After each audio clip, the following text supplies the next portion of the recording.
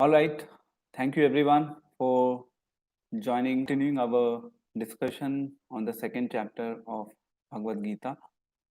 If you have a copy of Bhagavad Gita, very good, you can open it. Otherwise, we'll just begin the discussions. Okay. Just allow me a minute. Okay. ज्ञानंजला शलाकया चक्षुर्मिलितं येन तस्मै श्री गुरुवे नमः. So in the last session, we covered up to Shloka 2.10 of Bhagavad Gita, where Arjuna had taken shelter of the Lord. Arjuna realized that there is no other shelter exist in this world, including his own mind and intelligence. He then surrendered to the Lord for the guidance. And this is one of the best way of gaining knowledge in this world. Whenever we want to gain knowledge in any field, we need to surrender to the right authority to gain that knowledge. So today I'll discuss Shloka 2.11 to 2.30. Will not be covering all the shlokas, but I'll pick up the key shlokas within this theme today, and I request all of you to please refer them at your home and you can read it by self. So in real sense, if we look at Bhagavad Gita actually started from here. So then you may question what was happening prior to the shloka 2.11. So prior to 2.11, you can say it is a preamble. Like whenever you study any act, like I am from a legal background, whenever we study any act, then there is a preamble to the act, which gives the rationale, or you can say the background, why the act has come into the picture. Now everything was fine. There was no need for Krishna to really speak Bhagavad Gita there, but he had to speak because the situation was that Arjuna was not ready to fight. So the 2.10 up to 2.10, you can say it is a preamble when the background is being set for the Lord to be ready to speak. And there are reasons, we have discussed them in detail in the past, why Lord had to speak this message before Arjuna for the welfare of the entire humanity. Yes. So Lord accepted the role of a spiritual master here and started giving instructions to Arjuna. So again, it is important for us to understand that even in day-to-day life, we should not give instructions to others unless and until people are not ready to listen to us. Like there is a saying in India, people offer free advices, but we should try to avoid that because nobody cares for them. If people want to take advice, then we should give advice. Otherwise, there is no need to really give advice. So an interesting thing to note here is Lord did not force Arjuna to follow his instructions. He is not forcing. He is telling the facts, but he is not forcing. He begins with the fact of the science of soul. He did not begin with the fact that I am God, you should worship me, otherwise you will go to hell. He is not beginning with this fact. He is basically starting with the first instruction about the science of soul. Very basic instruction. He is not getting into the nitty-gritty of following a specific path of religion or doing some rituals or do some worship or visit temple or ring the bell in the temple. He's not talking about it. He's talking about the science of soul. And this subject matter is a subject. It is relevant for every individual uh, who exists within this world, irrespective of which religion that person belongs to, which community that person belongs to, which nation a person may belong to. It is irrelevant here. The fact is that science of soul is applicable and relevant to everyone. And this is what Lord is starting with. And that is why Bhagavad Gita is considered as a manual of life. It is not purely talking about religion, but it is considered as manual of life. So this is a proof here how Bhagavad Gita is a manual of life. So no matter which religion one might have taken birth in, it is not the criteria. So let us begin the discussion with Shloka 2.11.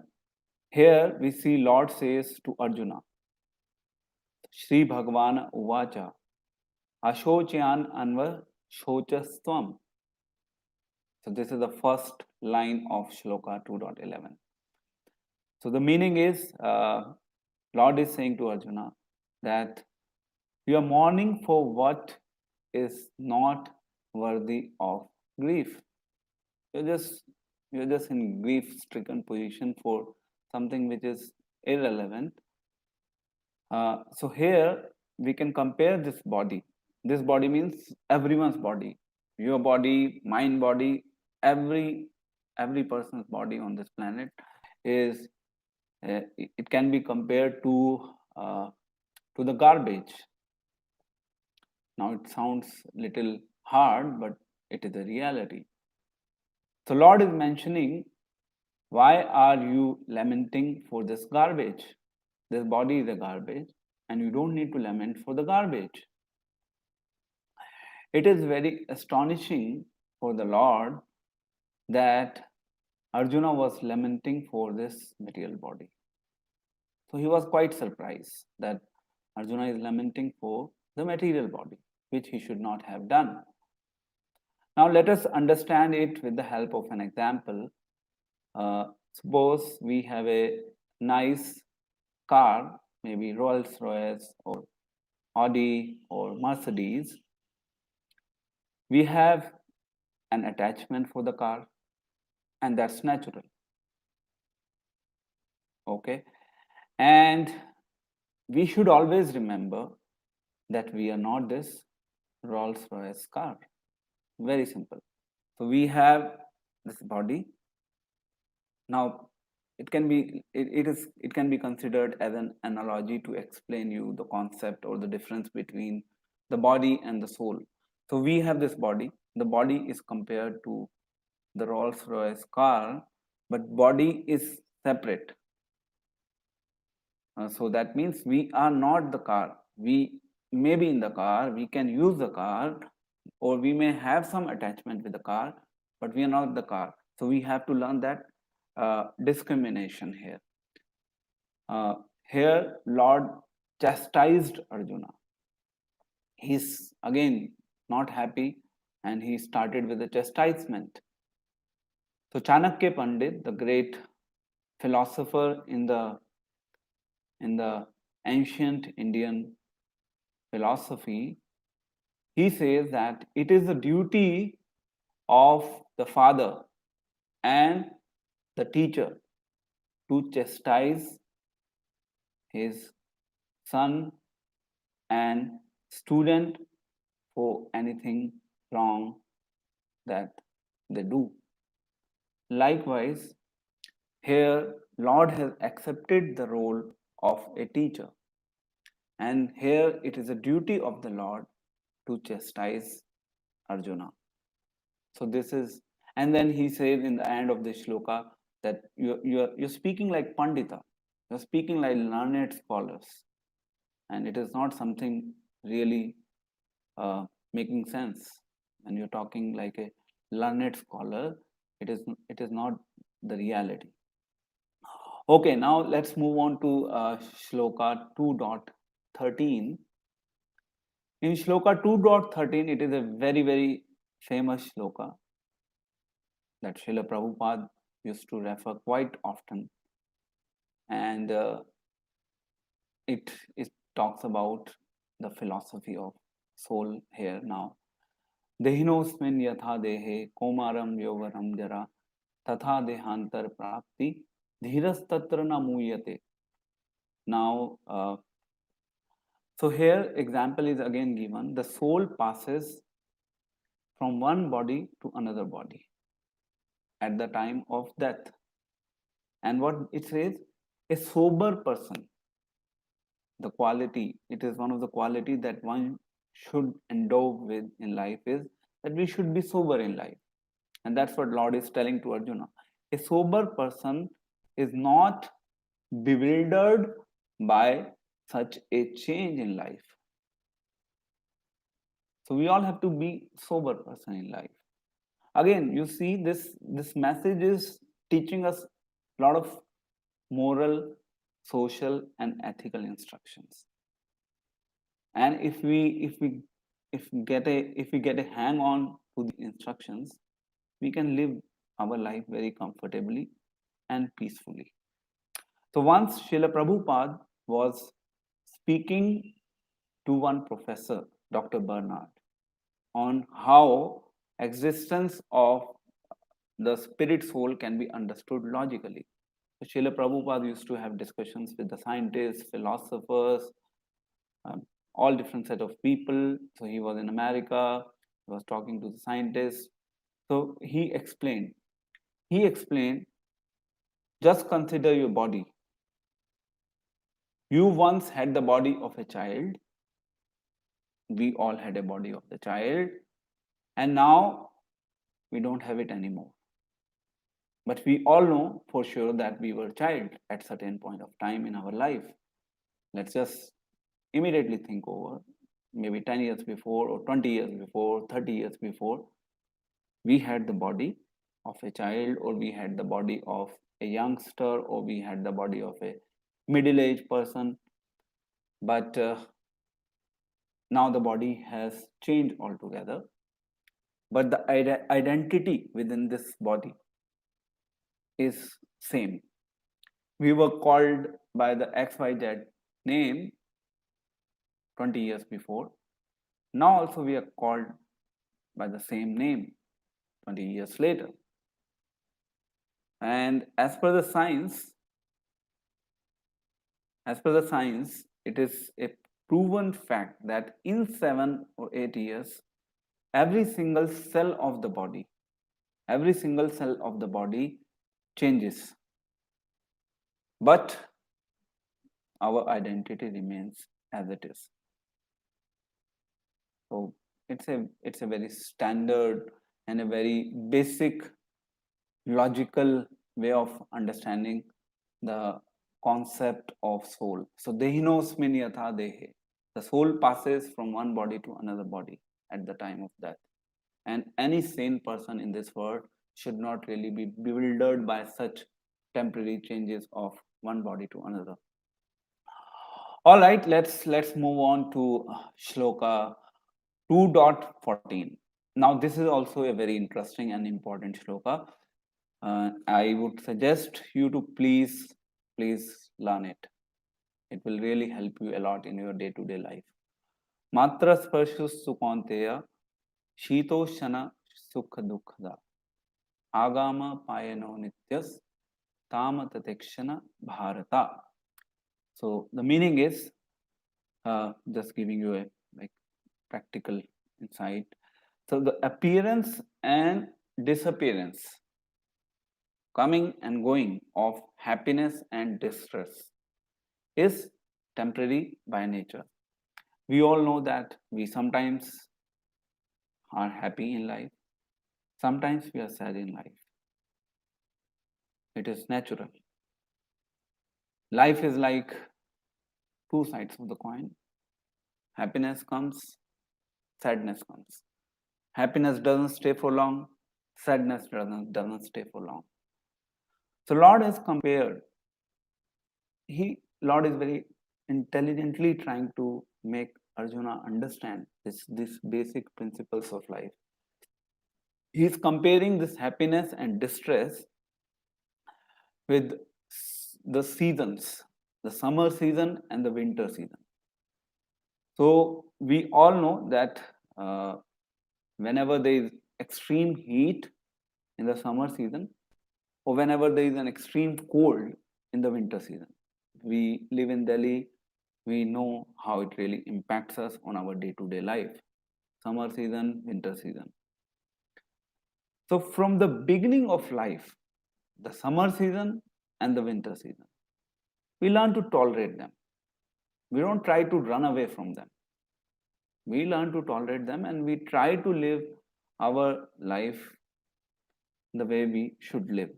We try to perform our duties uh, the way we should perform. So we have now an important principle to learn here that we can gain from this shloka.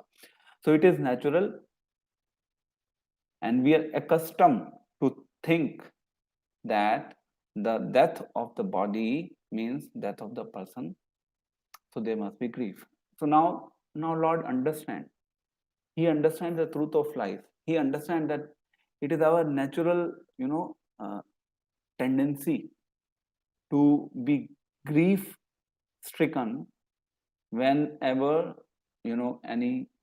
anyone who is close in our family or in our social circle passes away. We become grief stricken. It is quite natural, and Lord understands it. He is not outrightly rejecting this fact. So he is supporting with another fundamental principle that you must tolerate. So we must tolerate, and if we have the power of tolerance, we can easily overcome those situations with the passage of time in our life. So this is called as a principle of tolerance. And if we learn this one principle of tolerance in our life, forget about body, soul, just apply this one principle in every sphere of your life, then it is guaranteed that you can live life more peacefully, more comfortably, and more, you know, more in a satisfying mood. Okay, let's move on. So this is a principle of tolerance that we should learn from this shloka. Now coming to the next part 4, shloka 2.17 and 2.18. So the focus of shloka 2.17 and 18 is that here now Lord is talking about the characteristics or the nature of the soul, how soul functions, and it cannot be divided into pieces, it cannot be burned, it cannot we cannot visually even see it from our eyes. Now this is where it becomes difficult for people to really relate to this concept of existence of soul, because the society that we live in, most of us believe in what we see. But but Bhagavad Gita in itself here proving that soul cannot be really seen from the eyes, from this eyes that we try to see the soul, we cannot see it. And the nature and the characteristics of the soul, to see the soul, we cannot see it. And the nature and the characteristics of the soul are soul of an XYZ person. But you can understand it with the help of your own intelligence. We all have been given intelligence by the Lord, and we easily can understand it at the platform of intelligence. And as we prosper in the journey of spiritual life, we can eventually start realizing the the existence of soul. It is not that difficult. We can start experiencing from time to time that how within all the bodies that exist within this world, soul also exists, and we function because of the existence of soul. So 2.17 and 18, it says the soul cannot be killed and the body cannot be saved from death. So it's like we try to compare the concept of soul with the body. Here it is said soul cannot be killed and body cannot be stopped from death. Both are into different tangent altogether. So that's why we need to have a clear demarcation that we cannot understand this concept of soul just on the platform of body. We have to think differently to understand this, otherwise we'll not be able to relate to it. Even if we will understand it theoretically, we will not be able to live with this fact. Theoretically, many people understand that yes, there is a soul, but living with this fact is difficult than theoretically accepting it.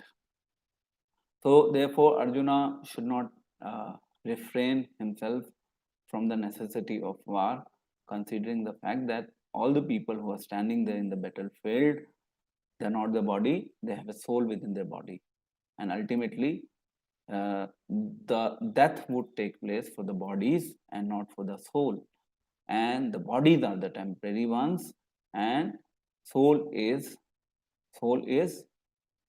permanent. So one should not be worried about too much disturb about what is temporary. One should focus on what is permanent. Okay, let's move on to Shloka 2.22. So we are focused on this philosophy of science of soul for today. So the entire conversation here, or the entire series of shlokas, are going on to the same tangent. So I just picked up the important ones, and my request is you please refer other shlokas at your home, or it's for your homework to just read it to understand. And Lord is trying to explain this just basic concept of soul from a different perspective altogether. One shloka is talking about something, another shloka is talking about something. Every shloka will give you a new understanding of the same subject. The subject is same, but you will have a different set of understanding. Now this is the beauty of Bhagavad Gita. Every shloka can give you a different perspective, provided you know the art of extracting that different perspective. Okay, moving to 2.22. Now, Lord is, again, as I mentioned earlier, Lord is quite well aware that it is difficult for people to understand this concept of soul and body. So in this 2.22, he is using analogy. Analogy means an example to explain the concept of soul. That is the beauty of the Lord. He is telling, okay, you are not able to understand it philosophically. Let me give you an example. So through this analogy, anyone can understand this very basic fact of life. The body has been compared, so Vasanti Jirnani Yathavihai. This is again very famous shloka of Bhagavad Gita. The body has been compared to a garment in this body, or the cloth. All of us wear cloth every day without an exception, especially that we live in India, so it's natural. So whenever the clothes are not suitable to be used any longer, we simply change the clothes. We give it to someone, we throw them off, and we don't really repent for the old clothes that we give away. We just give it to someone, we throw them off, we use it for something, and ultimately it becomes waste for us, and we are not disturbed. Oh, I purchased this 10,000 rupees coat 20 years before for my wedding, and I cannot wear it anymore. Most of us know that we spend a lot of money and we get married for buying exotic dresses for the wedding. And most of us know that we usually cannot use them much, and at some point of time we have to throw them off. So it's okay, and we may have some kind of temporary attachment, but ultimately it's just waste. So similarly, like we change the garment, or like we change the cloth from one cloth to another, similarly the soul changes from one body to another, giving up the old and useless one. We have the old body, we give up the old body, or the soul give up the old body, and it takes to the another body. Very simple, like the clothes analogy. Okay, so we are near to the conclusion of today's discussion. So in between there are a lot of shlokas, when you can learn a lot. Again, I am requesting you to please read at home, and you can get more details of the science of soul, how Lord is explaining to Arjuna. On the same lines, we can also try to understand it through logic, and through just not just emotionally accepting the fact, but based on certain rational parameters, we can actually accept these facts of life. Okay, so 2.29 is, you can call it as amazing verse. If you read 2.29, the meaning of the shloka goes like, some look soul as an amazing one. Look means obviously not from our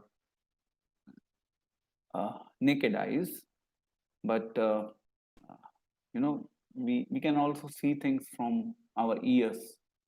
If our ears are trained enough, we can look things from our ears. This is higher science. Some describe it as amazing. It doesn't really exist in real way, but everything prevails within this world just because of the existence of soul and then the super soul. If it does not exist, then nothing really works. Some hear about him as amazing. Yes, we know that it's amazing.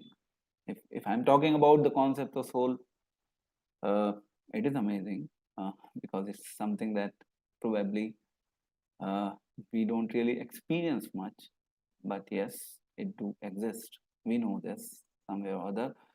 And there are some people who are unfortunate enough, uh, who may hear about it a lot, but they cannot understand at all. Or there might be some people who don't hear at all, who don't even get an opportunity to hear at all about the science of soul. So we live in a society, there's a lot of diversity, different mindset, different thought processes. Somebody may accept it as a reality, somebody may say, okay, it was all just bluff. Somebody may not even hear about it, and somebody may be really stunned with what Lord is talking about in Bhagavad Gita. Likewise, so there can be a lot of learning from it.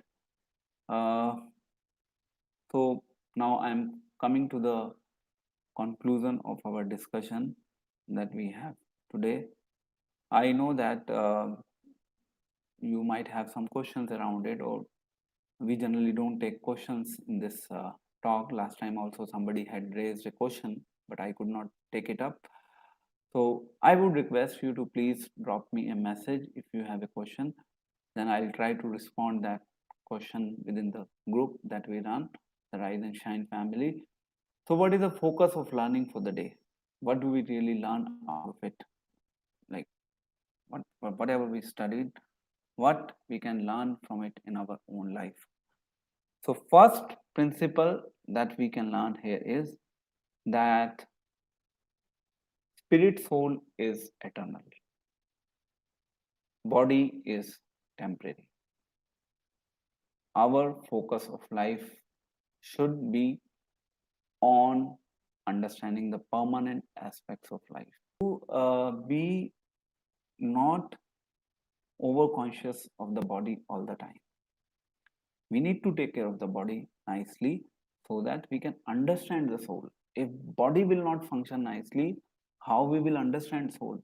So in order to enable us to understand the concept of body, or sorry, soul, we have to also take care of the body. But we should not become overconscious of the bodily aspects of life, and we should use this body as a vehicle to reach to the destination. So I said body is temporary, soul is permanent. So focus on what is permanent. Don't just get enamored by what is temporary all the time in life. And for that, we need to do something about it. Don't get bewildered by the change of the body. Uh, I mean, the soul taking, uh, soul passing from one body to another. Don't get bewildered by such change. That's what Krishna is saying. A sober person is not bewildered by such change. Second, we should not be disturbed by the destruction of the body. There can be some temporary disturbance. We should learn to tolerate that, considering the fact that okay, fine, it is also temporary. The grief is also temporary. Let us not become attached to it. Let us not become even attached to the grief, and we learn to tolerate it, and with the passage of time it will go, it will sink down. Okay. And the third is, one must be focused on the prescribed duties. What are the prescribed duties? Okay, the prescribed duties could be in relation to taking care of your body, it could be in relation to taking care of your family, but it is also in relation to taking care of your soul and super soul. If you will not take care of your own super soul as well as soul, then we will lose the very purpose of human existence. And if we will focus on these prescribed duties, we'll purify ourselves or the soul, and we'll realize the eternal truth of life. So very simple, and I believe that we all can do it. It is not so difficult. It's just that we need to stay focused through this means of association or the discussions that we have every week, and just keep on reading at your own self this philosophy. It will really bring a transformation in your life, as it has brought a transformation in the life of many people across the globe. So you also have that opportunity. In the end, again quoting an example that Srila Prabhupada used to quote on this concept of soul. Srila Prabhupada has given a lot of analogy. So Srila Prabhupada said, like, you have this hand. So we say, this is my hand. If you have a watch in your hand, you say, this is my watch. If you have goggles or maybe the specs, then you say, this is my spectacles. Or you never say that I am the spectacle. You never say that I am this hand. You never say that I am this leg. You always say that okay, this is my body, but I am not the body. So that means the identity of mine or I is different from my possessions. So if I have a possession of this body, this possession of the body is different from myself. So self is different and the body is different. Always we should be in sync with this reality of life, that self is different, body is different. Very simple. Hand is different. I am not the hand. We always use this. I, this is my hand. I don't say this, I am the hand. So this is an example, another example to help us to understand this concept of. All right. So I think we are concluding the discussion. I hope you all liked it, and we will have next session on next Sunday, and I'm gonna come up with an interesting quiz on the occasion of Janma. Most probably, I'll be rolling out the details on the coming weekend. So stay tuned. Thank you very much. Hare Krishna. Take care.